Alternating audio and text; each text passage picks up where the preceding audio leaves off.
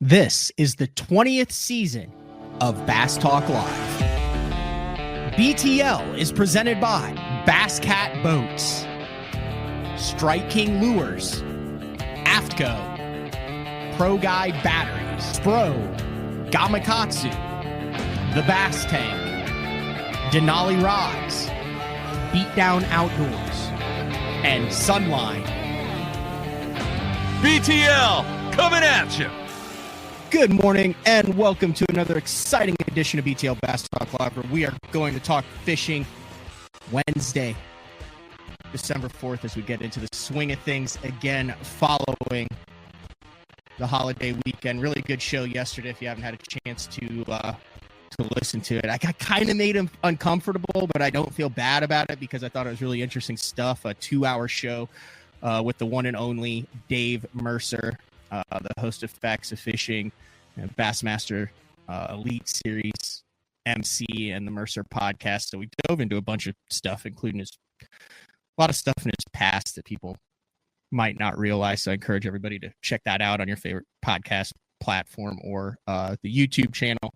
Also did a lot of work yesterday following it, talking with some of the current sponsors of BTL who are jumping in next year to do some really cool projects throughout the year to bring more kind of specialty on location shows to you guys. So really looking forward to that. And then on Monday, so 2 days ago, I got a call from one of my favorite anglers, Cliff Crochet. Yeah, I know. I'm working on the audio here, guys. Sorry. It'll get better. And Cliff was like, "Man, I got some news." So I said, "Well, can we announce that news on BTL?" And he said, "Absolutely." So we got Cliff Crochet on.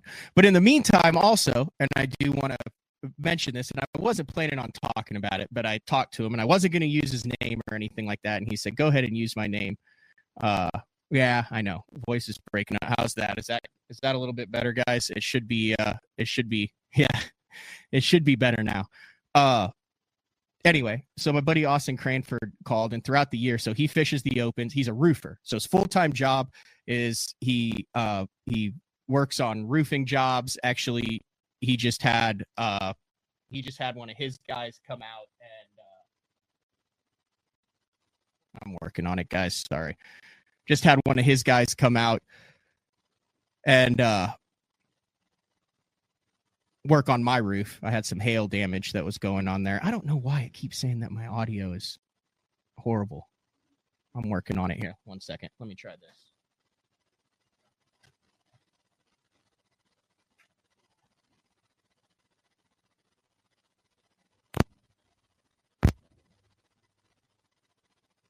All right.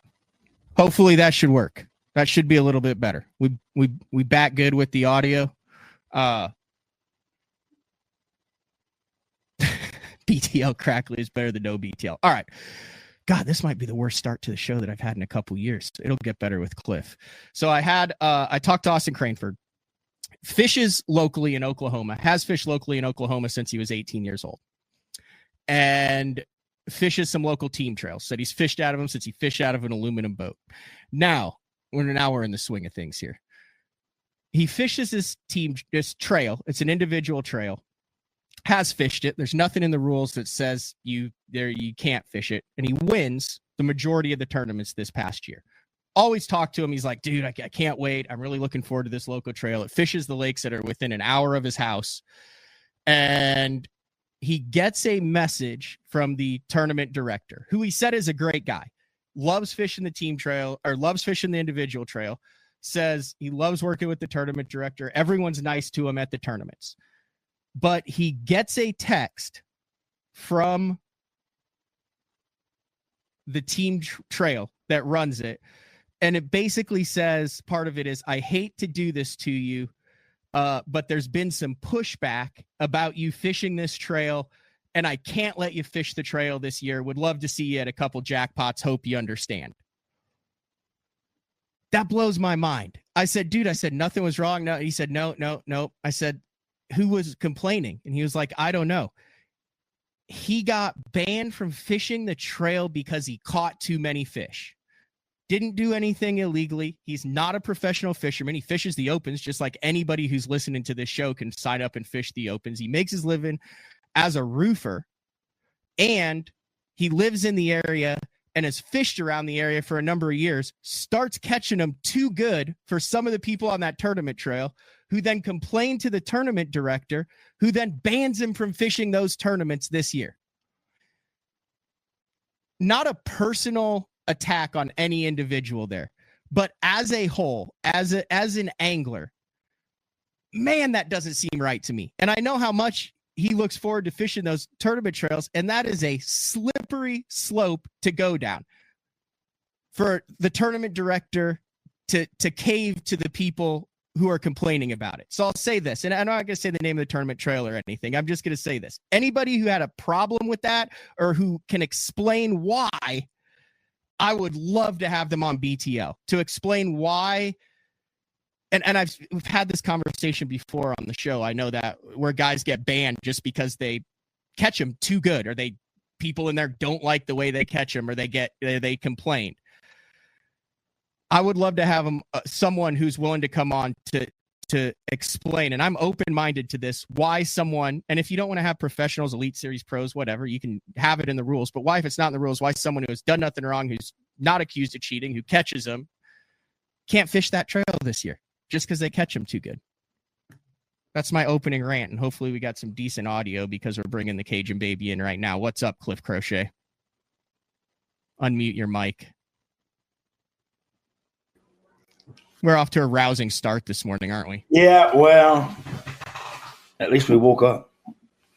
What are your thoughts on that, Cliff?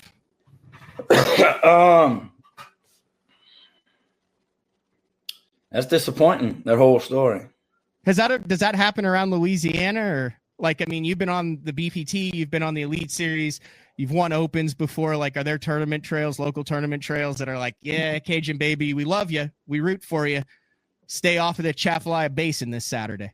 Nah, I never caught him that good. There was a time or two, I won once or twice. I won a tournament. There was a little noise because I was, fishing local tournaments at home, but around here it's hard to win. What disappoints me most about that story is that, so like fishing tournaments is at any level is about competition.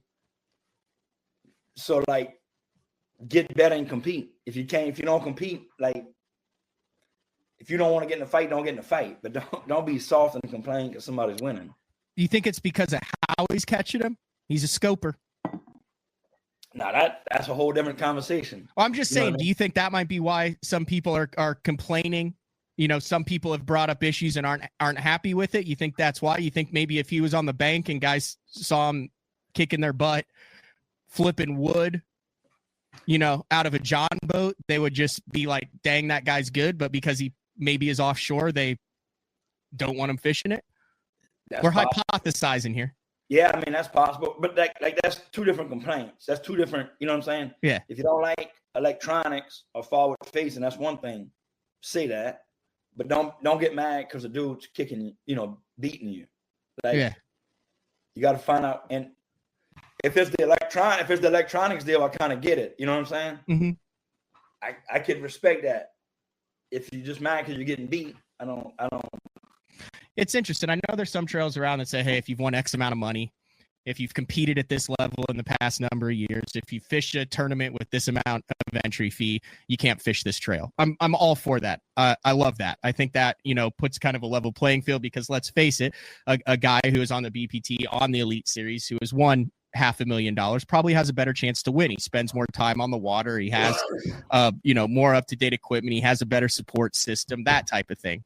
I get it. But on the local stuff, man, I want the best guys in the area to come. I want to fish against a guy that I can go watch on TV. Like that Wednesday night, we used to fish at Thunderbird. You'd have Kenyon Hill when he was on the Elite Series, Jared Miller when he was on the Elite Series, Hallman, who was an FLW Tour, All-American champ, Sean Goodwin, plus the local guys who still beat all of them. So you had the guys who you knew were going to win, and then you had the 4 guys who were on the major tours, and then the other half dozen guys who had a chance to win. Like, that was a fun Wednesday nighter. It's dude, it's weird, and like it's competition. It's competition. Competition hurts. If you don't want to get your feelings hurt, don't compete. Like, it's that simple. Like, find out what it is, get you some. If you don't like it, leave. And like I said, I've heard nothing but positive things about this tournament trail. A lot of guys really like to fish it. They say it's incredibly well run. It's a great payback, great lakes, great timing of the year. By no means am I saying it is a bad tournament trail or there's anything bad going on there. That just really surprised me. Yeah, that's an interesting story. It really is. So we had you on because you have a little bit of an announcement.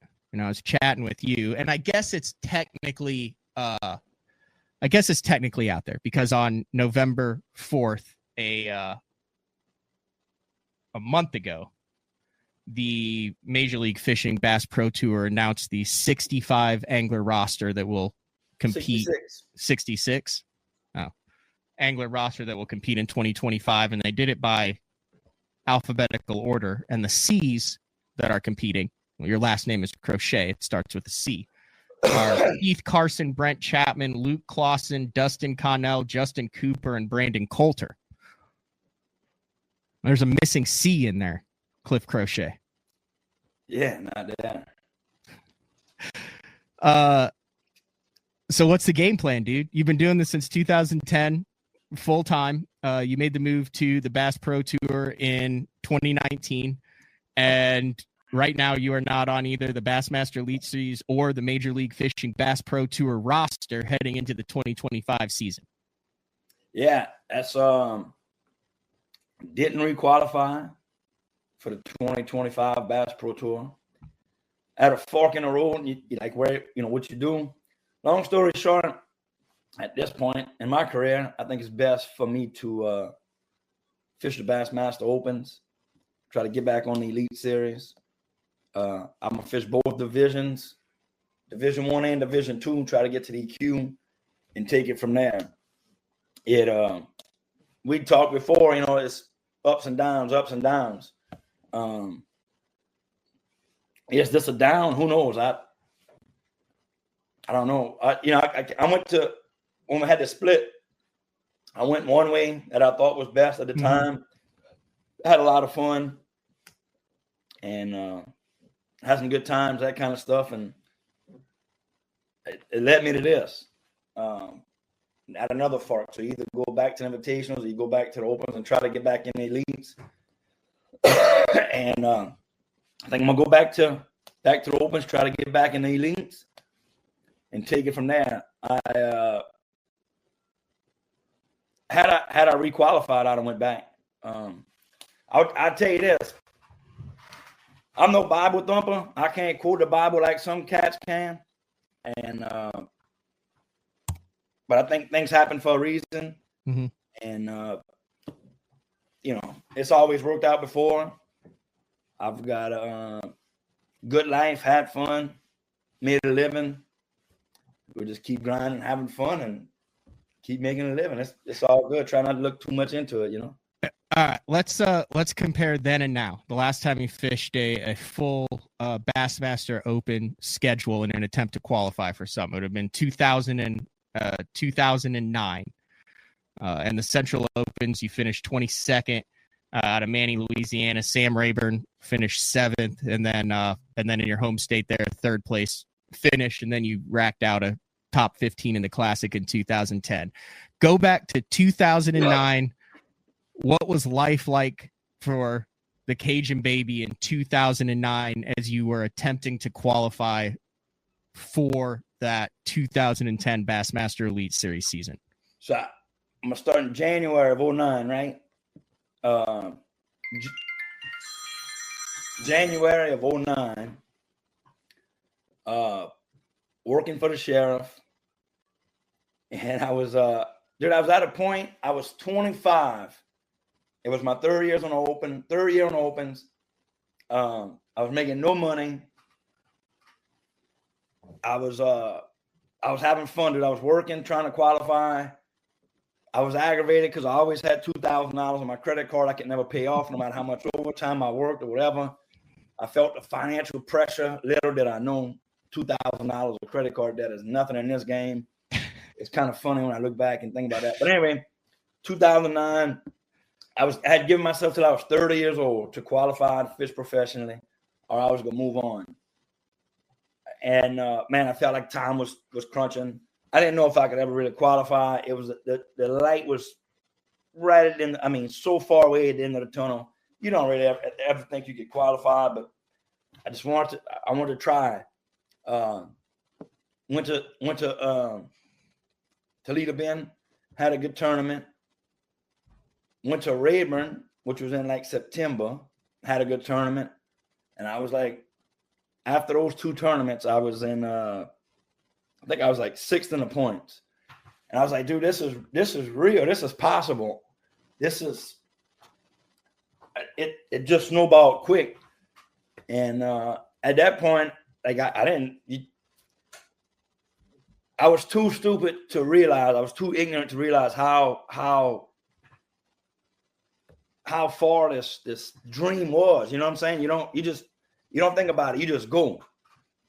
And went fishing, caught a couple fish, and in 3 days I went from having a chance to being a Elite Series pro and a Classic qualifier. Like it happened that quick. If you look at it too much, you're like, there's no way it can happen. Everything got to go right, and there's a lot of stuff that got to happen. But you don't think about it. You just know it's possible. You go that way as hard as you can, and sometimes you end up across the finish line. A lot of times you end up short of the finish line, but if you go wide open, you go that way.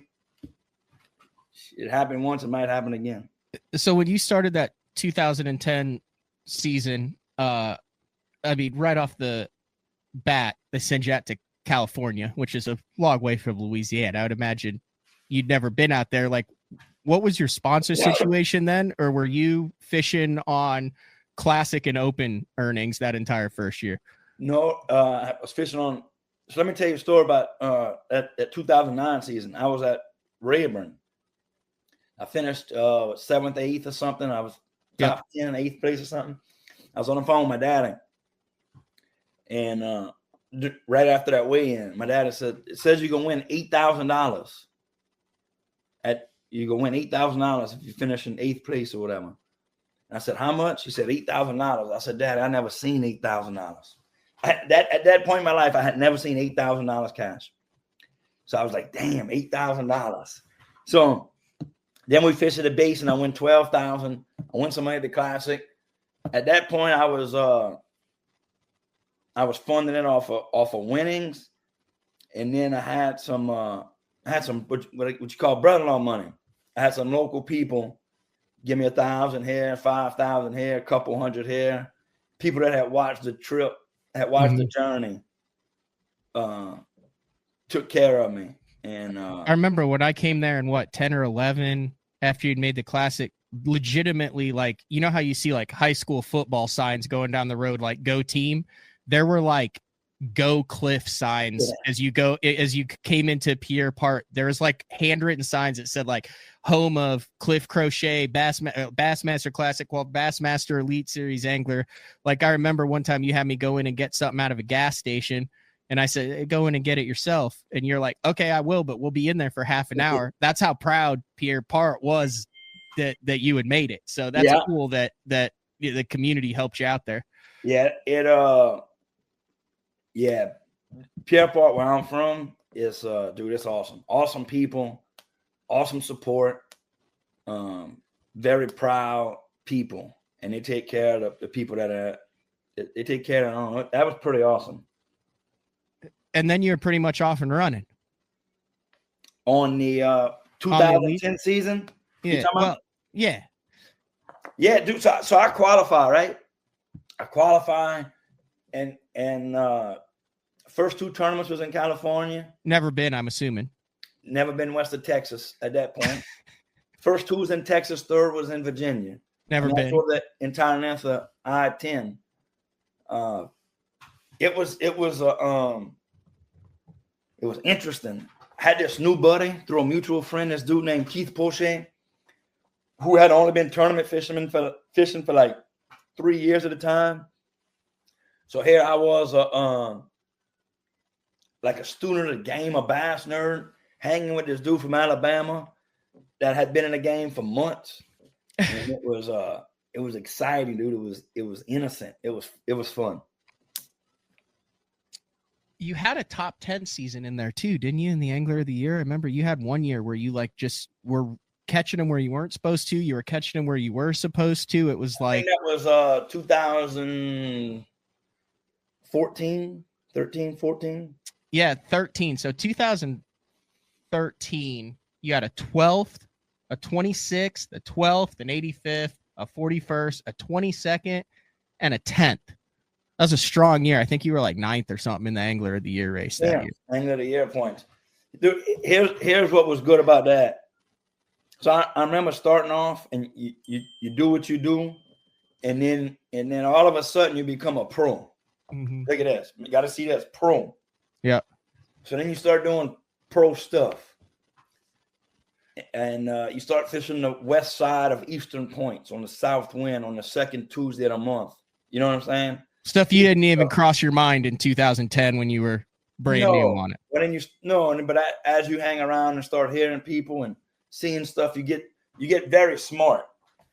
And I say that sarcastically, you know what I'm saying? So at a certain point, I'm like, he did the air quotes, folks, for those listening on iTunes. Yeah.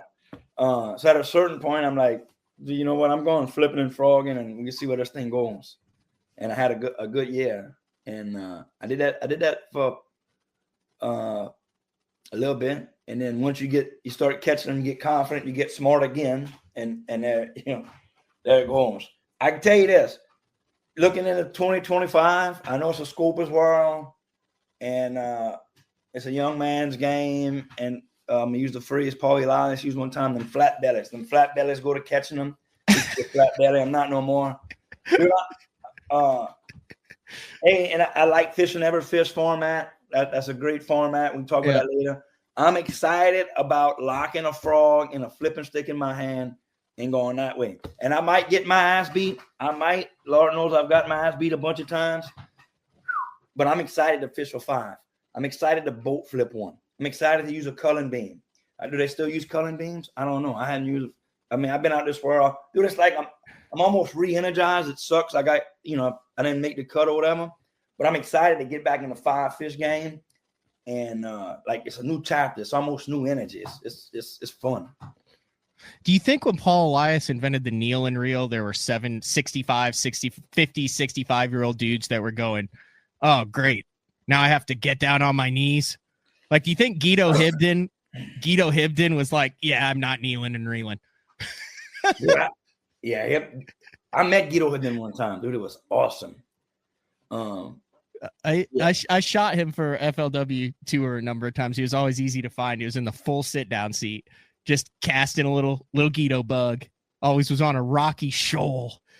I met Guido one time, and I called Dion because he was Dion Hibdon. I mean, it was awesome. But I don't think Guido Hibdon was ever kneeling and reeling. Yeah, you know what I mean? I said that with the flat bellies. It was funny that Elias said that when he was the one. He said that, and I'm like, I don't get what he's talking about. It's funny. And I'm like, I hear you. I know what he's talking about. All right, so the best. I kind of want to go through this chronologically. So, like, when would you say, "Oh God, you did this last time, and I thought it was genius"? It's a mid-show hat change, folks. When would you say the sponsor money start coming in to where you were like, oh my gosh, like I am a professional angler now. People see value in me, and they are compensating me for using their products, for developing products, for running their boat. Like, when was that realization? Because when you talk about that first story, it seems so far just to make it, and then that's a whole nother step. So when did that kind of come into the equation during your time on the Elite Series? Man, that happens probably about let me tell you this. Let me pay some bills. I've had a lot of good sponsors over the years, a lot of long-term people. Bill Lewis is one of them. Power Pole. God, I hate naming people because you forget about them. You forget some people. Power Pole, Bill Lewis has been there forever. Of course, Cash King's been around for like 5 years. So there's a lot of good people I've dealt with for a long time. But You've been with Snag Proof a while too. Yeah, they just number of years. Yeah, Snag Proof. Yeah, they just clean house. They just no longer with Snag Proof. Yeah, they just clean house on it. Okay. It takes about man, it takes about, the deal was like 3 to 4 years probably. Okay. So like 2012, 2013, that time frame. Things kind of start happening. And it's not you gotta hang around long enough to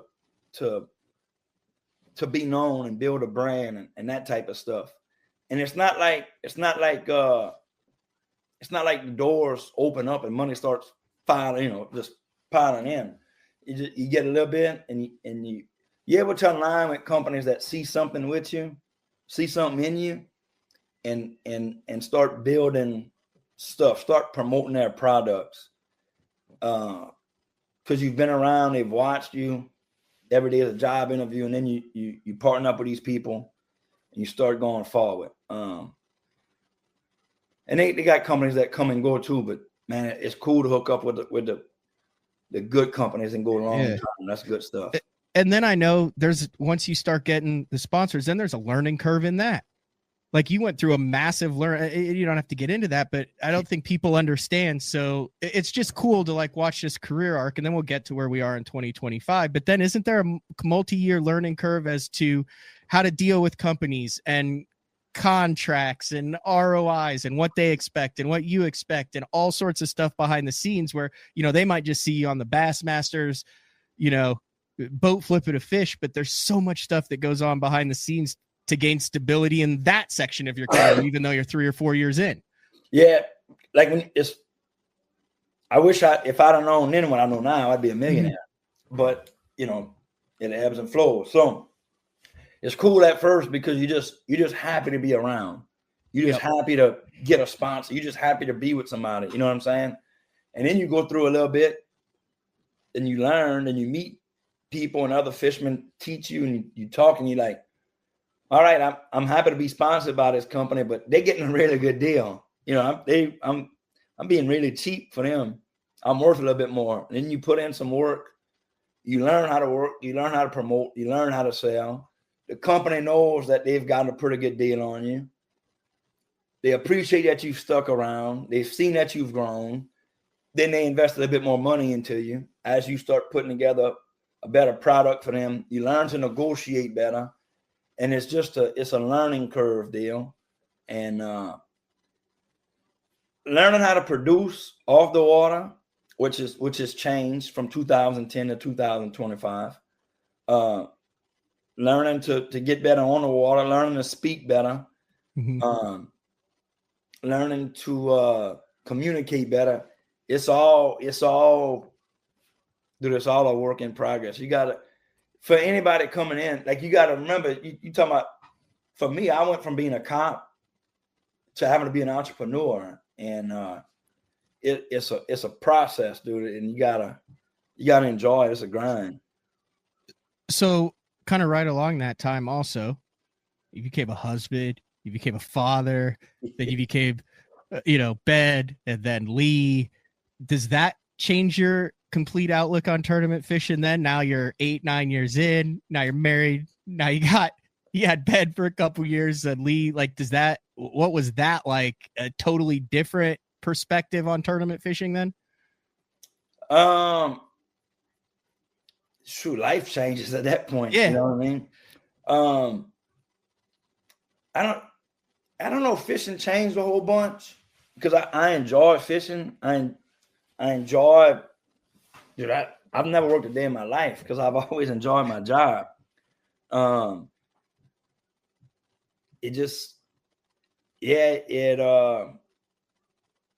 wonder how this thing's gonna work out. Like, man, I got people depending on me, and you know, at one point, all I needed was a can of tobacco and a toothbrush. You know what I'm saying? Now I got to provide. That's very true. We knew you back then. And a dirty Bass Zone hat. Yeah. And a flipping stick. It changes it a little bit, but man, you just keep grinding and working it. It becomes a little, life gets scary at that time. It's, you know, when you get kids, it gets scary every day, but you just keep working. Things work out. It's funny, before the show, you showed me Ben and Lee's football highlights. It's crazy, man. Like, I remember they were both just born, and now they're, you know, catching 30-yard passes, ripping off 60-yard runs up the middle. It's great. I think it was Ferris Bueller that said, if you don't watch or if you don't whatever, life will fly right by. Yeah. So you get to 2018, and then a bunch of stuff happens in the fishing world, and you're an angler just like all the other anglers were, where you received an invitation to leave the Bassmaster Elite Series that you'd been on since 2010 and go fish the new Bass Pro Tour with MLF.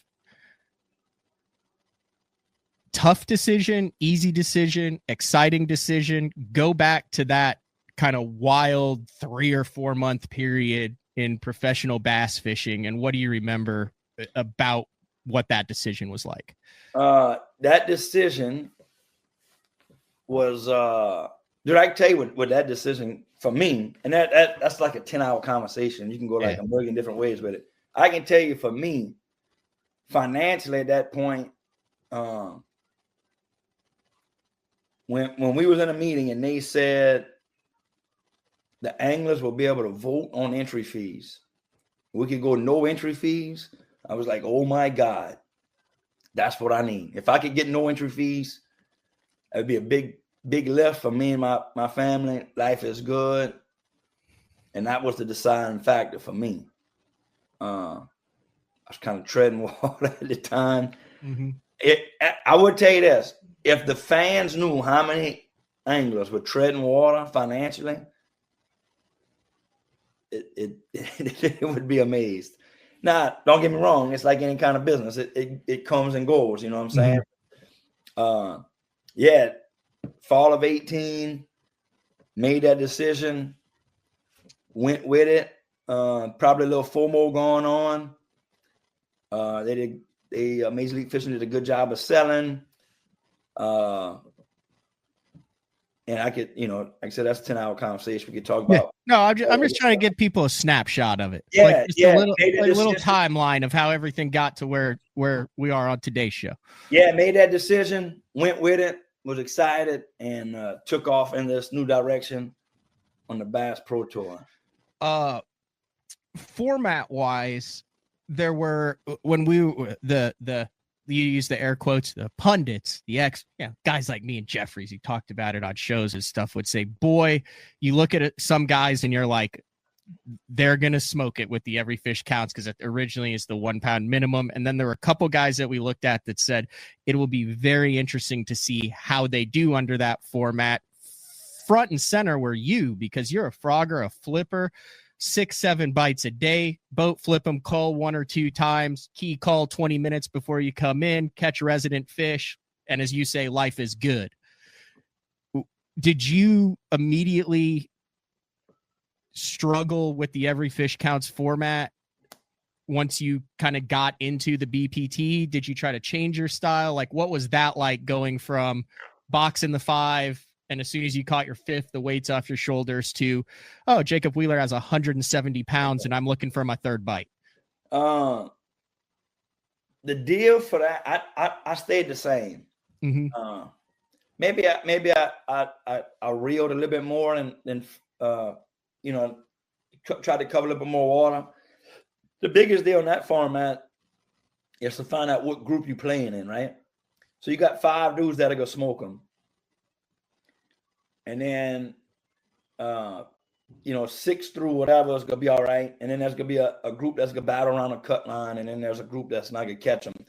You got to, like, if you in a cut line group, that's the dude you got to compete against. You can't worry about the guys that are leading, because you're just not going to catch them. You're just not on those fish. You know what I'm saying? If you're a dude that's leading, well, then you fight for the lead. You got to see where you at in the standings. And it took a minute to figure that out. You know what I'm saying? I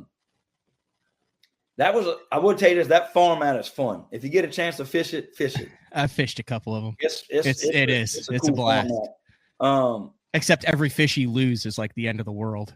Like when you got a good 5 fish limit and you dump a 3, but your smallest is a 3 1/4, you're like, I didn't need it. You dump it in every fish, and you're like, oh, it just eats at you. Yeah, that was starting that deal was it was fun, dude. It was fun. It was I kind of changed a little bit, but not kind of kept doing my whole deal. We was in North Carolina, right? Fishing one, Raleigh, North Carolina, fishing one. And in practice, I caught like an 8-pounder on a swim bait on a bridge. And I'm like, dude, all I need to catch is 2 or 3 fish. You know, if I can get 2 good bites, I'll catch another couple just fishing, and life will be good. And I tried to play quality instead of quantity, and ended up getting beat. That's one time it hurt me.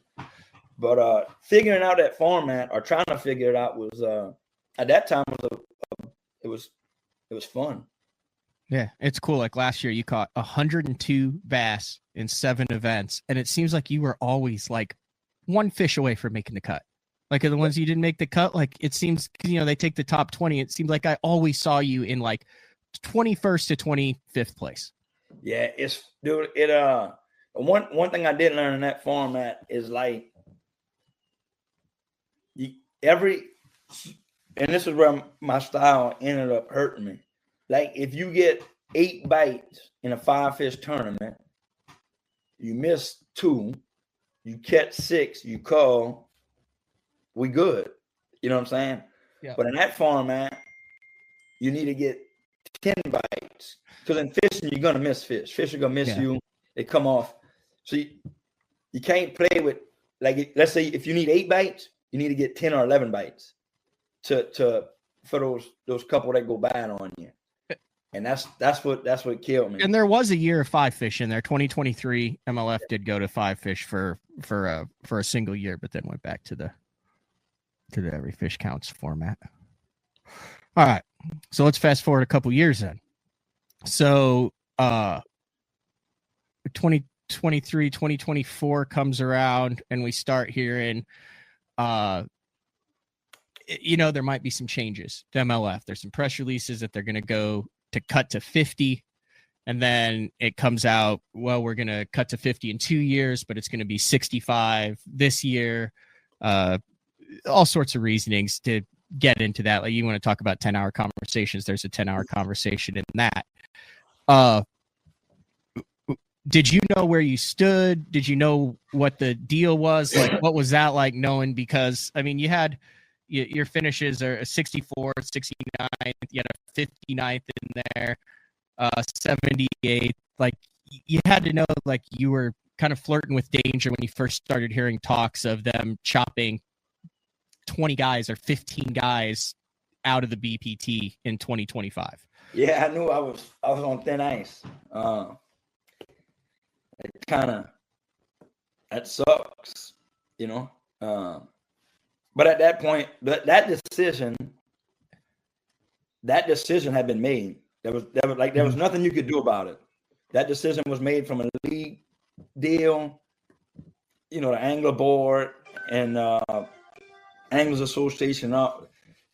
That decision had been made. I knew I was on thin ice, and it was like, we'll go that way. We'll go that way and see how it goes, and brings us to here. You know what I mean? Yeah. Hopefully you're getting blown up by potential sponsors. Yeah. Flag football. Oh, flag football. Talk about the decision to go Opens route instead of Invitationals route in 2025. Invitationals has 1 day of electronics, 1 day of no forward facing. The Opens limited it to basically the same series as the Elite Series 1 transducer. I'm assuming you had an option to go to the Invitationals or the Opens. Yeah, the deal for me came down, 1, to sponsors, it seems like sponsors, the people I dealt with or deal with, they happy with me on the opens. I would rather fish without forward facing sonar, which is they don't have, or the invitations have a 1 day with, 1 day without. But man, my sponsors seem to like the opens. I like to fish a classic again, and you know, I want to fish for 5 again. Another couple more things I'm looking forward to. I'm looking forward to a weighing again, bro. Like, I ain't been on a weighing stage in like 6 years. I'm looking forward to that. I'm looking forward to, I hope I get the opportunity to put a bag on the scale. I ain't did this in 6 years, so I think it's kind of changed with the handheld scales now. Man, you think they weigh 16 and you think they weigh 17 and they weigh 18. Yeah. And you put the bag on the scale and it goes blank for a second and it hits. You know what I'm saying? I miss that, and I'm looking forward to that again. And dude, I want to fish another classic. I do want to try to get back in another classic. How many classics have you fished? 4. That's pretty impressive. If someone had told you in 2009 that you would fish in 4 classics, you'd take that. Oh yeah, yeah, dude. It fit in today. I'm thankful. I've done everything I wanted to do. In my, I mean, I hadn't won a classic. I hadn't won Angler of the Year, but dude, I've gotten my. I'm thankful for what I've got. It's been. Nah, I think there's a whole another new chapter coming in fishing. You know what I'm saying? But I mean, if I drop dead right now, don't cry for me. I've had a good ride. You know what I'm saying? You mentioned sponsors. You mentioned you're thankful for a lot of cool sponsors over the years. This last year, crisp, clean. It seemed like a perfect fit. There it is, right there. Money, dude. The Cajun two-step. Talk a little bit about that. Talk about the conversation that you've had with your sponsors about going to the Open. Who's coming with you? I would love to see that. I mean, that was like a Cajun baby wrap there. Talk about long-time sponsors. You forget them. K2 Coolers, been there forever. That's another good one. Steel Cracker, Cajun two-step. It just works, bro. It works. It's a lot of fun. I've never been involved with a brand or a company that makes things just gets people excited throughout the industry, even non-fishing people. Dude, I'll be going down the interstate and people pull up on you and they take pictures of stuff, you know. But like, people see the truck on the boat and they're like, "That's him." And I'm like, "Nah, sorry, it's not him. It's just me." But the excitement that logo brings to people and the smile that it puts on their face is awesome to see. Still a chance that Cajun two-step will be with you in the Opens journey? Yeah, Cajun two-step will be around. They'll be with me. Still Cracker likes it. He likes to watch. Now, I got to remember, he's been a part of this journey since 2006, 7, 8, way back when. Because back when I was working for the sheriff, he was working for state police. You know, we be shooting the breeze, working nights, talking about, you know, what you doing this weekend, what you doing that, you know, what's been going on, shooting the breeze. And I'm just like, bro, I was fishing BFLs and Federation at that time. And I just talk about fishing professionally. So you've known, its name's Justin, right? Yeah. So you've known him since back, like that far back in the day. Yeah. Well, we've known each other since football, Little League football, Baylor Fools Raiders football. Play with or against each other? He's a little bit older. He was a team above me. Okay. But yeah, I mean, yeah. So like he watched Do we talk? I mean, he don't know nothing about tournament fishing, but I tell him, man, if I could win this tournament and make that tournament and qualify for this tournament, I'd be working like overtime or swapping with people to go to this tournament or that tournament. And he saw all that, like he saw the old school stuff, trying to make it happen. And have you fished with him? Like, you got him in the boat yet? We've never fished together. Dude, you guys have to get together in the boat with a cameraman in there, and then just get you two up on the front deck and have at it. So we tried to get together. We need to get together. We'll do it. We'll go probably like we'll do like bait casting versus cane pole. He like to catch some shoe pick with that cane pole. You know what I mean? No, I really don't, Cliff.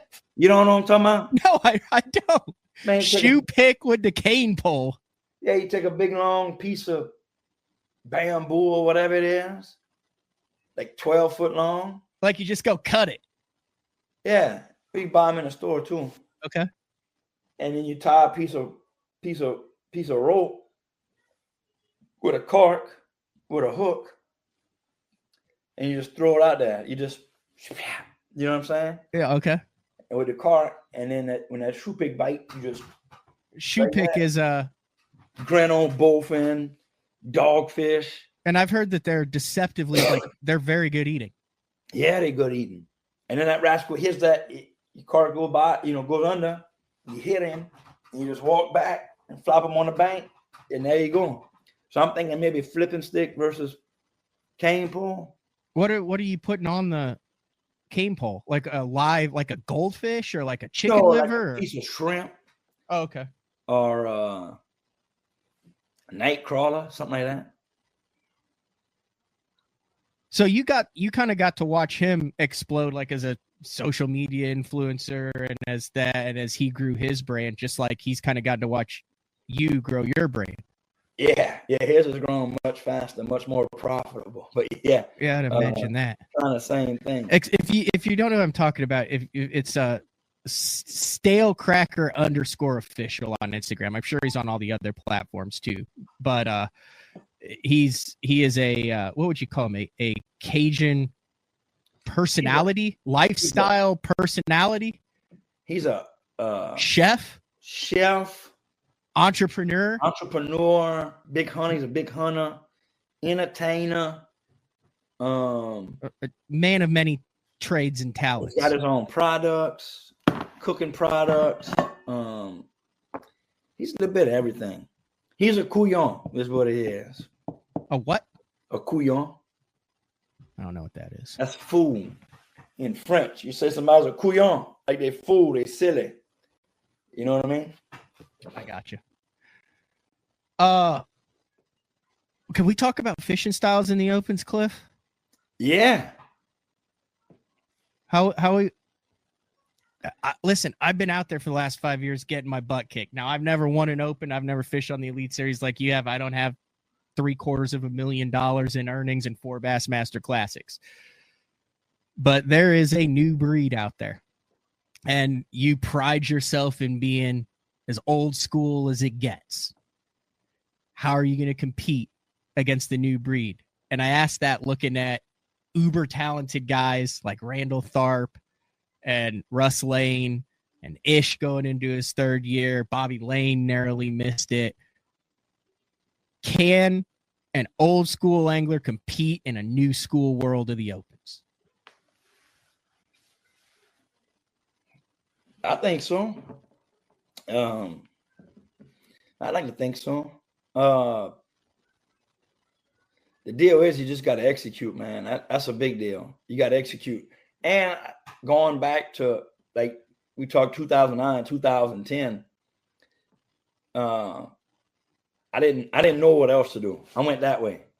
I threw a frog, I flipped, and that's kind of my approach going forward.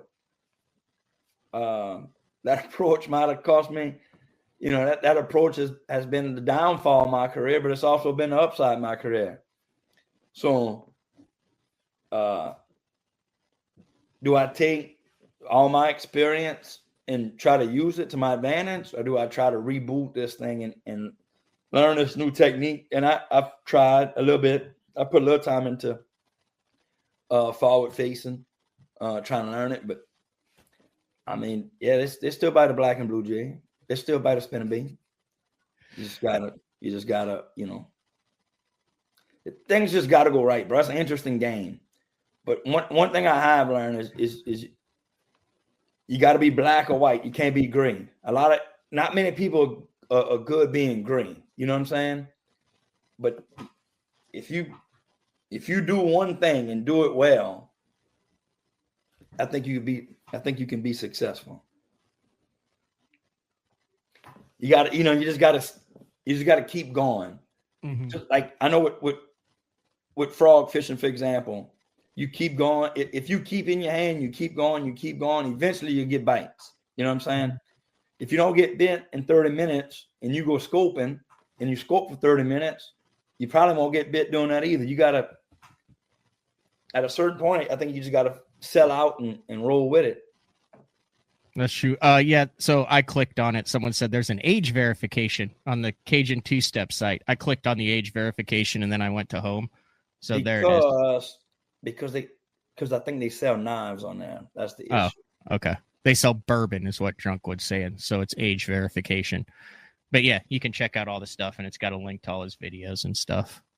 Make sure if anybody watching gets bored, just go to Instagram right now. Send them a message. Tell them how much fun you're having. Listening to the Cajun Baby. Talk about Cajun two-step. Buy something. Let me keep my job. Help me out. Help a brother out. It's a critical time of the year right now for the Cajun Baby. They got a Christmas pack going on.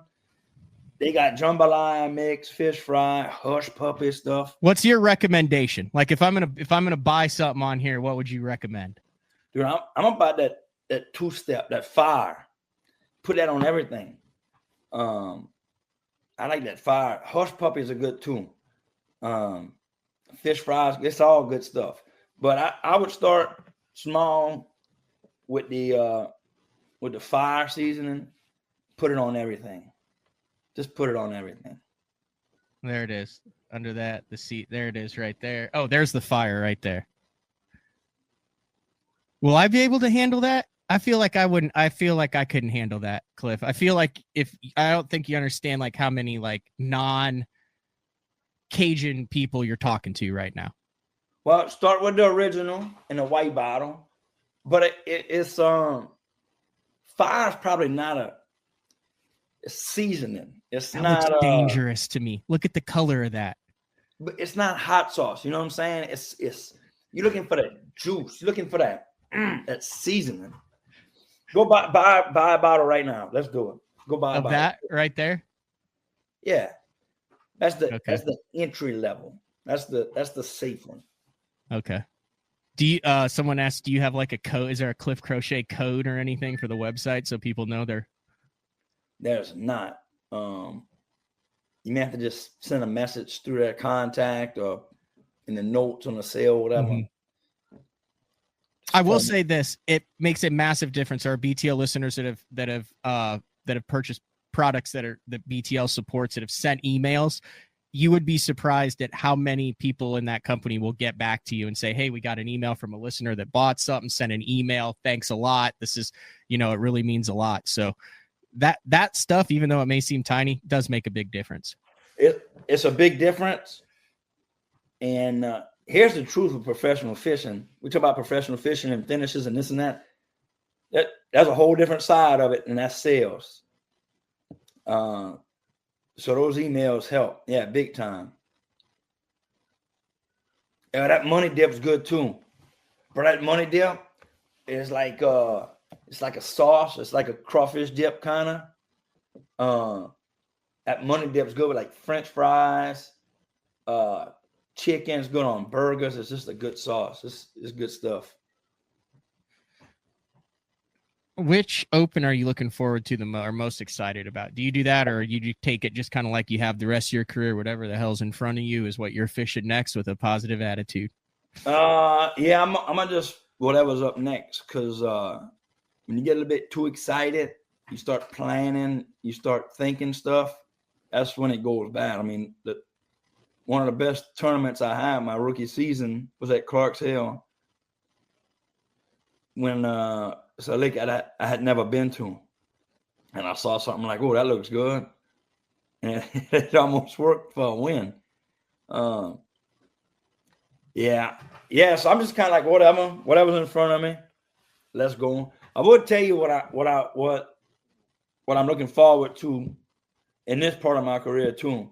When I was at Bass, when I was at Bassmaster, first couple years, you're happy to be there. You're just trying to make it.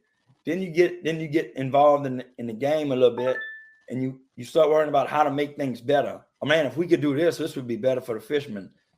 This would be better for the league. You start trying to help and make things better for yourself and the other fishermen through the league. You know what I'm saying? Mm-hmm. So you start worrying about entry fees and payouts and numbers of cameras and like my rookie season, we started in California and then we went to Virginia. I didn't care. I was just happy to be there. You know what I'm saying? If a league put that schedule out now, the fishermen would complain so much. Yeah, they would riot now if they were like, "What, California to Virginia? We ain't fishing." We cut up. But then I go to Major League Fishing, and we start doing a deal. And then, man, if we did this, the league changed this. They shouldn't have changed that. You start concerning yourself, wanting to genuinely trying to make it better. You know what I'm saying? And then you figure out nobody cares. The leagues don't care, whatever. So I'm like, dude, it don't matter what organization you fish with. There's pros and cons in those organizations to entry fees, payouts, formats. Listen to me. It don't matter. I'm looking forward to going fishing. Just going fishing, putting 5 in the box. That's what I'm really looking forward to. I feel like you're a guy who likes chatting with a co-angler, and you haven't had a co-angler in a while. That's gonna be interesting. Like I could see that as maybe helping you. I could see that as maybe having someone in the path there to kind of cut up with, calm down. Yeah, man, good co-anglers are good. Good co-anglers are cool. Other co-anglers, 99.9% of co-anglers I've had in my boat, I think it's been a good deal. Yep. There's been one or two over a long time that, maybe sometimes people just clash.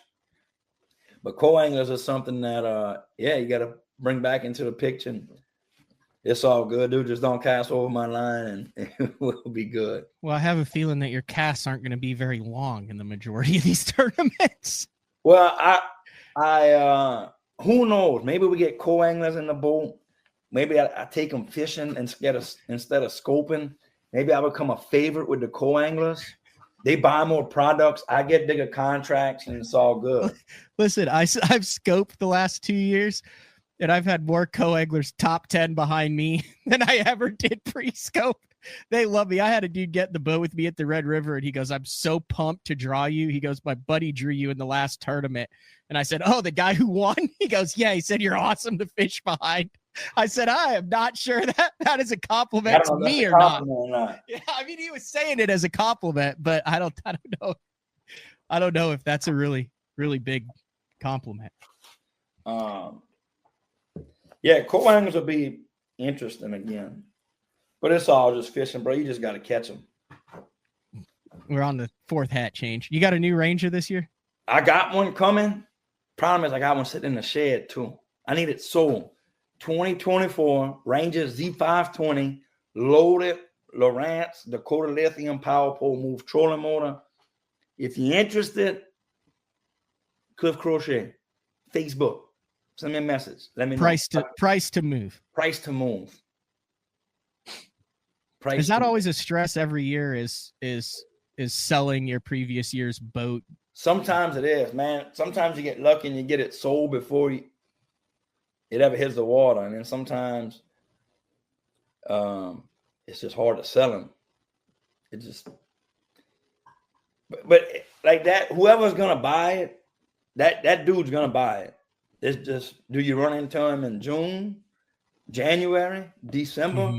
Because like, it's not like I've ever sold a boat, and I've sold some pretty easy, but it's not like I've sold one and then I've had like 6 more people call disappointed that it's gone, looking for it, you know. Yeah, that is a interesting deal. But you know, I don't know why you got to sell them. You get them free anyway. You know what I'm saying? That's also air quotes. Yeah. What else you want to talk about, Cajun baby? I don't know, man. I'm excited to go fishing, bro. I'm excited to see you at a couple derbies. So it's weird. It's full circle, man.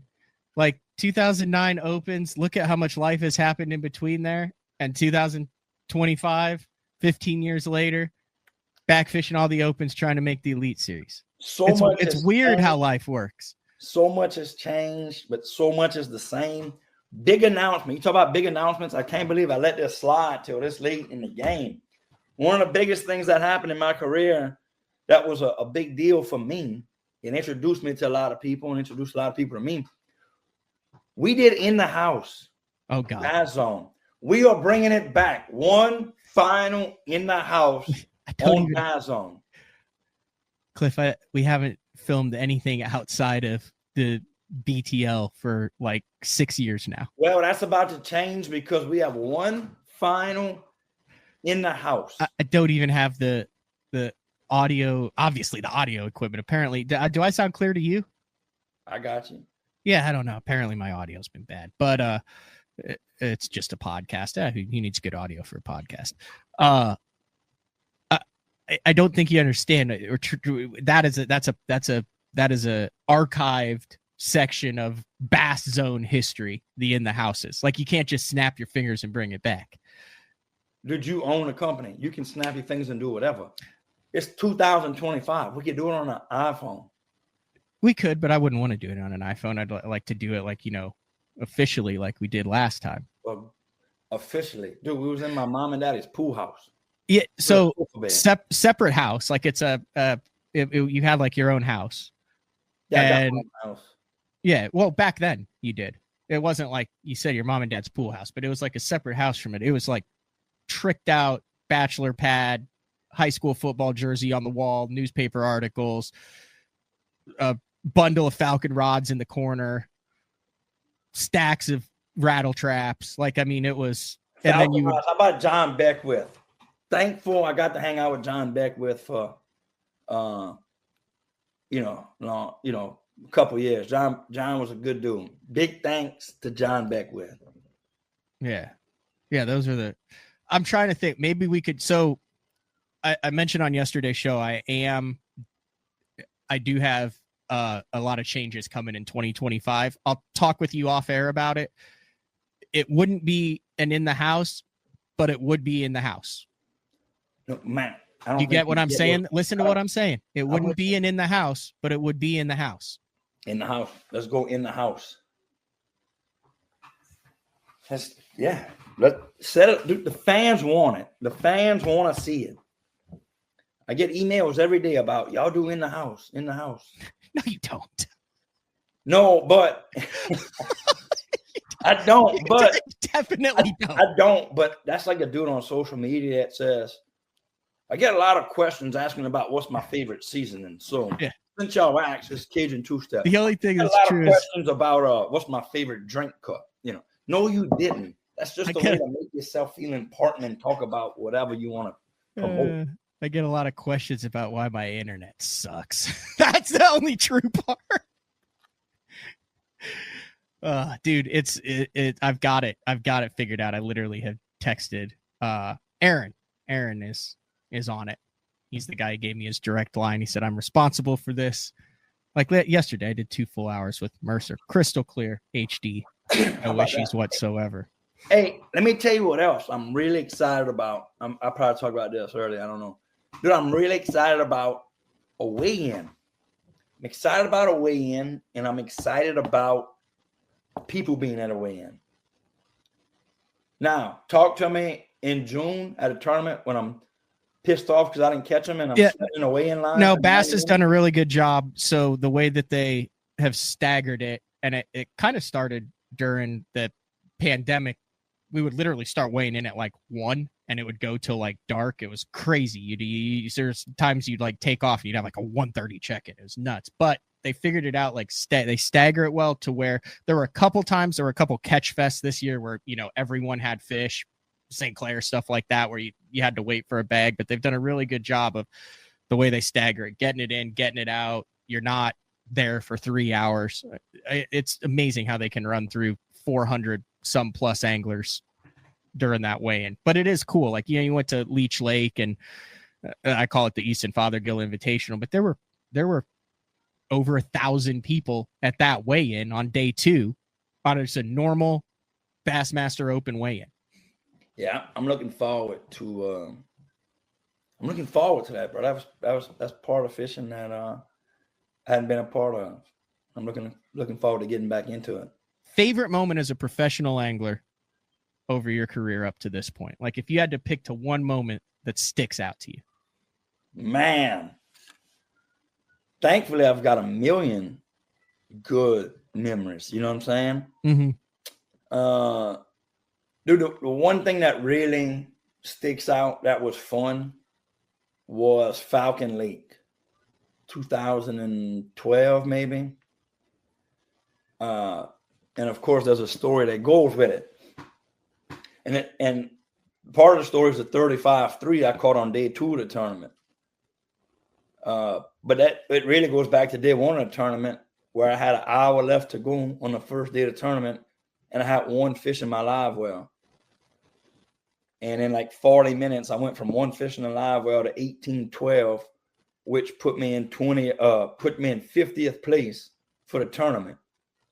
And then on day 2, I go out, I miss a 5-pounder, a 7-pounder, I catch a 10-pounder, a couple 8s, I get up to 35-3, and I remember the weigh-in, leading up to the weigh-in line. I had 2 bags, and I was so pumped up. I remember wiping my face, dipping my hand in the No, there you go. There it is. Right there.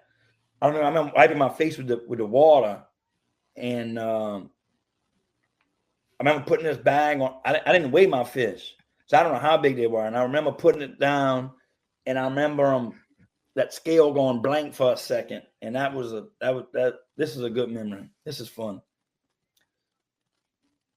That right there, that right there is what gets me. Right there. Couldn't control it. Couldn't stop it. That's what double fist pump. Double fist pump. Gotta love it. Yes, I think it was after this tournament is when I quit law enforcement. Wow. Look at the size of those suckers. That's 2. Did you got the all 5. Oh, that's a 10 and 2 8s and a couple held up all 5 there. There's John Stewart on the left. I was just on his podcast. I just saw him at Grand Lake. He now owns a lodge at Grand Lake. If you're looking for a great place to stay on Grand Lake. And then obviously Dave Mercer, who I just had on the show yesterday. Yeah, that was good awesome. Lord. And you caught that flipping? Caught them all flipping. What were you flipping? I was flipping double wide beaver. Really? Braid? Half ounce weight, half or 3/4. See that? I came and talked. That's what I like about fishing, bro. Look at this. Look. See how big that fish is? I was a 10-1 or a 10-2. Man, you had like 5 fist pumps in that one weigh-in. Oh, here we go again. Are we going to wipe your face again in the fish towel? Yep, there we go. Right all around the mouth. I couldn't breathe. I just couldn't breathe. Like I was at the tub, you know what I mean? And I'm bending down, and I just couldn't breathe. And I just, I got fish fought on me, and that's just the stuff, bro. I've had that one, And then at Chickamauga, I had a good morning for a BPT event, and that was fun too. That's a good Just those moments. I'm thankful for, and I hope to have more moments when you can just hear the ooh in the crowd. You know what I'm saying? Uh-huh. I had a big day at Gunnersville for a classic. I don't know, it was 23 pounds or something, and I put them on a scale, and it was just, I didn't even qualify to finish to fish the next day. Mm-hmm. I had a tough first day, but that when I put them on the scale and it popped up and it was like 23 something, you could hear the arena like ooh, and that's fun. That stuff gets you bucked up. Was that the 20? That's the one that Randy won. Classic. Yeah, 2014. So I'm showing this. This is a picture. This video is sketchy, so that is not me. It's sketchy like that. But there you are fighting a big giant one. Looks like probably on a chatterbait or some sort of plug. I caught two big ones on a chatterbait at the end of the day right there, like 2 6s. And that's in the classic right there. Like, you're on the verge of making the oh, look at that. The front deck lay down scoop. You don't see the front deck lay down. Like, look at that. It was like 2 6s. So that morning right there, I catch like a 5-pounder, and I catch a couple throughout the day, kind of struggle. And then I go ahead and with like an hour to go, I catch 2 6s. I was like, oh my God. It's always so weird in this. I talked to literally done thousands of these interviews, and I also like to fish. It's amazing, like when you talk to guys and you're just a couple days away from changing the entire narrative of a career, of a year, of a core memory. It's just a instant away. Dude, that's the drug. That's the drug. Like next time, I'm gonna get them next time. That's the curse of that's the pro and con. That's the bittersweet of being a competitor. Yeah. Like every tournament you fish, I'm excited. Like I know in my mind that next year is gonna be a great year. I'm gonna requalify. It's just gonna happen, right? That. You can't tell me no different. Now, if that don't happen, I'm gonna be crushed. You know what I mean? Mm-hmm. But I'm gonna get them next time. I'm coming back again. You know what I mean? Like, dude, you remember the down stuff, but like Conroe Classic. Like I didn't know what was, I knew I was around a couple fish, whatever. Next thing you know, I'm leading like 40 minutes into the day. I'm at like 17 and a half. I'm leading the Bassmaster Classic. Oh, here we go. This thing's about to go down. I had a rough couple of days after that, and I didn't win. But like that's next time. And sometimes it happens, and sometimes it don't. You just pick yourself up and keep going. That's the drug, dude. That is the drug, and that's what non-competitive people. I feel sorry for them because they don't have that want to get up and go again. I'm jealous of those people because they never have to put their heart on line and get it smashed a bunch of times. You know what I'm saying? But I feel bad for them because they don't get the rush or they don't have the vision to chase something, dude. That's the drug. It's just so many little days. There's so many things, but next time it's going to happen. Or I'm thankful that it did happen. You see, it did happen. But then next time it didn't happen. Dude, it pumps me up. I love it. I sent you some videos of Ben and Lee playing ball earlier. Dude, I'm so excited. I love watching them play. I love watching them make tackles. I love them competing. But God, when they lose and their heart gets broken, part of me is like, yes. They have feelings. They have emotions. You know what I'm saying? They compete. They trying. And I'm like, oh, my God, their heart's broken because they lost. That competitive spirit is oh my God, it's such a pro and such a con. But I love it. Can't get enough of it. I don't think there's another whether you want to call it a sport or a competitive activity, that you win as infrequently as high-level tournament bass fishing? Not even high level, any level tournament fishing. It seems like there's more guys that win than there are, because like if you listen to BTL, I have guys that win on. I have a guy on this 23 that's won 4 tournaments. So you talk about a, guy that Ray Hanselman's a series and wins everything. But that's like one out of tens of thousands of tournament fishermen. Like it's if you have to win, it is not the activity for you. No, if you have to win. But it is also the activity for you, because when you do win. Yeah, well, if you're a true competitor and you like to compete, come on. If you have to win, if you have to control everything, this fishing is not for you. Call Jeffries and go bowl or something. I don't know. Go play basketball. I don't know. It's weird, but I still love it, dude. I love it. I love it. I love it. You go into every event with that same competitive drive and passion. It hasn't diminished over the years. No, the love of tournament fishing is still there. Some of the stuff around tournament fishing and that type of stuff gets old, but when that boat's in the water, I'm all in. Let's do it. Corey says he's younger. He got into Bassmaster recently and didn't know you. He said, "You are the you're the man." I don't know if I'm the man, but you're kind of the man, dude. Like, I mean, you're a personality. Like you're the man. Like you've carved out a niche in the sport. You know what I mean? Yeah. I don't know if I did that on purpose. Well, I think the way you do that is you do it. You just be yourself, and you be honest, and you have integrity, and that's how you do it. Like if you're doing it on purpose, then you're intentionally doing things to make yourself liked by others or to make yourself different. If you're just by yourself and it happens naturally, that's where, that's where the magic is. Yeah. Dude, just for me, like I talked about earlier, I've been able to have fun in life. Mm-hmm. I don't have a big house, whatever. I got a good looking wife now. Nice Christmas tree. Smoking hot fiance. That's a whole nother old school Cliff Crochet thing back in the classic.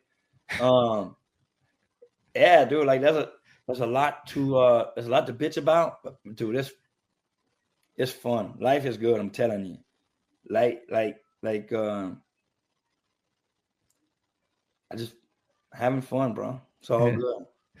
And you'll be at all 8 stops of the Bassmaster Opens in 2025 in a quest to make the Bassmaster EQs, in a quest to finish in the top 10 there and return in a chariot of fire and glory to the 2026 Bassmaster Elite Series, and hopefully the 2026 Bassmaster Classic as well. That would be awesome. That's the plan. 3 days away. Dude, here's a good thing about it. And I thought about this is how it was back in the day. I could give you a million reasons why that's not gonna work. I give you a million. No doubt reasons why that's not gonna work. But all you need is one reason to make it work. That's how you got to look at it. That's how you got to look at it. For me, if you look I don't know if that's great advice or dangerous advice. Well, I don't know. I'm sure there's some people that have been. But you could also say that greatness is a result of flirting with danger. Yeah, because it's a risk that a lot aren't willing to take. Yep. Yes, it's interesting, dude. It's awesome. At the same time, I'm saying it's awesome. I'm like, God, it sucks, bro. Because God, just get a normal job and be normal and work 8 to 4. You know what I'm saying? But not right now, not yet. Mm-hmm. How about the people that went order some 2-step? I love you. They're ordering it now. I do. Before I let you go, want to say I got a tad arrogant following the 20 4-3, drubbing the ground and pound attack on Alabama that OU had. And then LSU brought us back to reality really quick last week. Well, that happens to a lot of people when they come to the real Death Valley. You know what I mean? The real Death Valley. I'm sure that'll poke somebody somewhere. Wow, there's people out in the Carolinas throwing stuff at their computer screens right now. Dude, how about the Cox, huh? I mean, look. I think they're gonna make it. Clemson does his deal, Dabo, whatever. Miraculously, Dabo has found money and is gonna pay people next year. But how about the Cox, bro? Beamer ball. That's always LSU beat them this year, but I like to see them win. I do believe we play LSU next year in Norman, right? Let's get it on. I think you should come down, do some in-studio shows. At that point, you'll be in the midst of the EQs, and we'll go hang out with Brad Hallman at the tailgate, and then we'll show you what it's all about at OU. Dude, I love Bradley Hallman. Historic Owen Field. How about when Hallman had the Bazzone rap? Old school. He did. That was a deal where he had to have a rap, and Jeffries was like, I'll pay for the rap. And he was like, okay. Perfect. Hey, so you talking about going to Norman? I'll go to Norman. Yeah, that's what I'm saying. Yeah, I've got a spare bedroom or what. We can come down and hang out. Go to the game. This is not 2009. I'll teach you how to. We go fishing. I'll teach you how to throw a minnow. I don't need a bedroom. I need 4 bedrooms. I have a herd. I have an army. That's a fair point. Oh yeah, they're probably gonna want to. If Dad can't just take off and go to a football game, they're gonna want to be at that football game too. Plus, it'd be good for him to see the rich history and tradition of 8-time national champ, University of Oklahoma. Be like, this is 8-time champ. Yeah, drop that in there real good. Yeah. What is it? Home of the 47-game winning streak? Is it? Yeah. Damn. That's a lot of wins. Yeah. I think we got 7 Heisman Trophy winners. Once we got a couple of them. Yeah.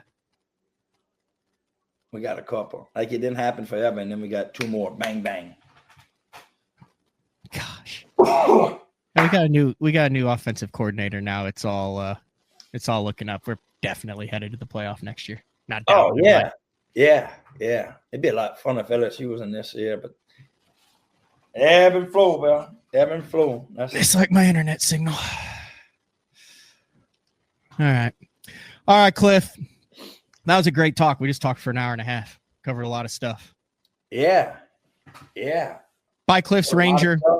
And if you're not in the market for a high-end bass boat, buy a can or 2 of Cajun 2-step seasoning. Yeah, we got the Ranger for sale. We got the Ranger for sale. We got some 2-step for sale. Cash King deadbolt reels. Is that reel with no drag? No, correct. Did you talk them into that? I did. No star drag. No star drag. I mean, you lock it down anyway. Take it off. Make the reel lighter. Make it lighter. Make it stronger. Make it different. So zero drag. No star drag at all. Locked down. But here's what else about that reel. You also have no drag, but you also have a centrifugal braking system and a line guide. So it's a traditional high-performance casting reel. There's just no star drag on it. Braid, frogging, flipping, chatterbugging, plopper fishing. I caught an 11-pounder on a crankbait at Toledo Bend this year on a deadbolt reel, no drag. I was like, yeah, I've thrown on 20 fluoro. I'm like, I'll just, if I catch one, I'll just thumb him, which is what I do anyway, when I'm fishing with a treble hook. Well, I didn't think I would hook up an 11-pounder on a long cast. Oh my God. The whole fish catch is on my social media if you want to go check it out. Dude, I got manhandled. Tremendously manhandled by 11 pounds. Get to the end and it had nowhere to go. There was no drag. So I hit the fish, right? Yeah. I hit it and he pulls me. I'm like, oh my God. Well, now we get to like this point and the fish is taking the rod. And so I just hit the button and he pulls, makes a couple runs. And I'm like, but I got him. He makes a couple runs and I got him. And I'm like, damn, Cliff, don't let him run you over grass. They got a bunch of grass and sticks, stumps. So I'm like, now I got to gain on him. I can't just let him be. He's not in open water. And I get on him and I put some pressure on it and he's in some grass. He's hung up. And then he comes free. I feel him come free. And then I feel the power and the weight of that fish. And God. And then I kind of rolls and I see him and I said, oh my God. And I was like nothing I ever seen before. And I get him by the boat, bro, and the power of this fish is like I was hooked up to a truck or something. And I throw him a couple of times and I put him in a boat, 11 pounds, 1 ounce. Here's the interesting part of that story. If I told you, Matt, I caught an 11-pound, 1 ounce fish, what would be my reaction? What would you assume that my reaction would be once I caught that fish? Same reaction as when you weighed the 35 pounds on Falcon. Multiple double fist pumps. Wrong. This is how your mind thinks, right? So I'm on the water. Bird just right around the corner from me. I think Browning was there too. Browning might not have been there yet, but Zach was there. I think Casey was in the area. And I didn't want them to know that I had caught a big fish. So I was nice and calm, dude. I was nice and easy, being calm, kind of being easy. Well, I forgot. I didn't realize I was in a Bass Pro Tour event. We got score tracker update. So they know anyway. So I catch the fish. Birds, they tell birds, as official tells Zach, and Zach's like, there's no way. I didn't hear him cut up. I would have heard him, acting stupid. So I didn't even get pumped up when I caught him too much because I didn't want the dudes to know I had caught a big one, but didn't find out anyway.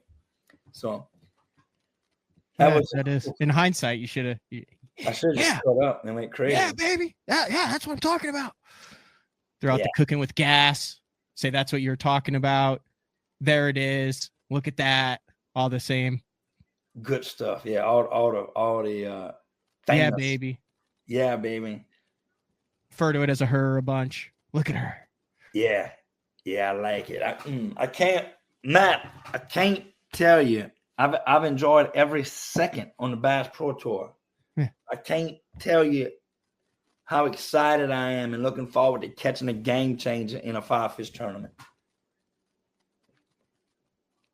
That's the stuff that pumps you up. That'll be good. I guess we'll wrap this up, but just in case anybody was wondering, obviously no affiliation with BTL, but I thought that shirt that you had on, I said, boy, that looks perfect for any fishing adventure or casual day outdoors.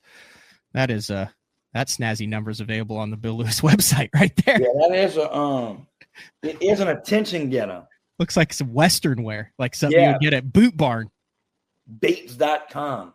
That brings you to all the GSM brands. Boy, they're taking over the world, aren't they? Yeah, I will warn you. Once you put this shirt on, life changes. Is it like a Western? It looks like a Western style, like something you get at Boot Barn and you go out and two-step in at Billy Bob's. It's a traditional button-down fishing shirt, I guess. Yeah, but the fishing shirt, so some of the fishing shirts, I have a tough time with some, how do I say this? Nipplage. You get the fishing shirts where your nipples pop through the shirt and you're like, man, it'd be nice if there was a little like extra double pad in there. Yeah, it's a little bit bigger shirt. It's a little bit, kind of, I think it's some bamboo or something. I don't know. Okay, but it doesn't feel like it says it's a fishing deal, but it looks a little dressier. Yeah, it's a little bit more structured, I guess. Structured. That's the key word. When was the last time you like put the boots on and took Sarah out for like a little like a night on the town dancing? Our next one is scheduled for about 10 years from now. Dude, I am in the middle of life.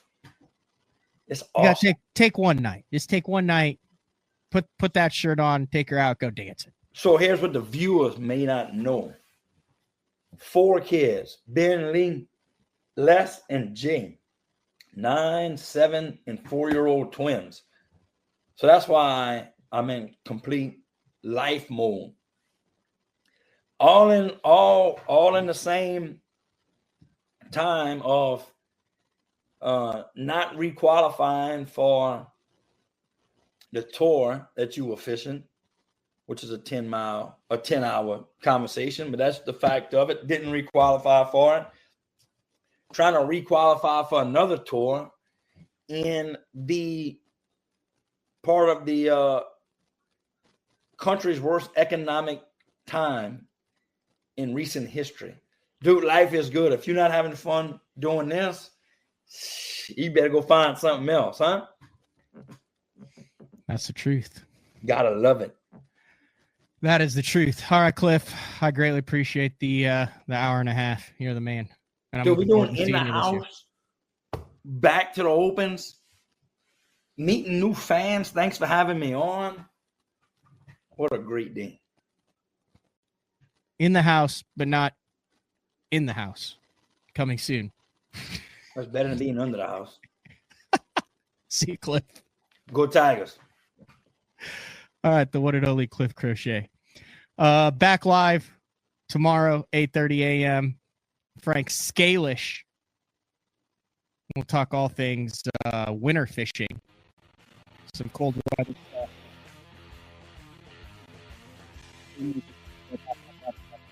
See ya.